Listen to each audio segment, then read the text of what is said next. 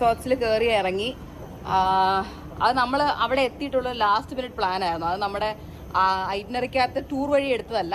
ഇവിടെ എത്തിക്കഴിഞ്ഞിട്ട് last minute സത്യം പറഞ്ഞു കഴിഞ്ഞാൽ വാഷ്റൂം യൂസ് ചെയ്യാനാണ് നമ്മൾ കയറിയത്. അപ്പോൾ വാഷ്റൂം നല്ലതാകപ്പാട് അതിനകത്തേ ഉണ്ടായിരുന്നുള്ളൂ.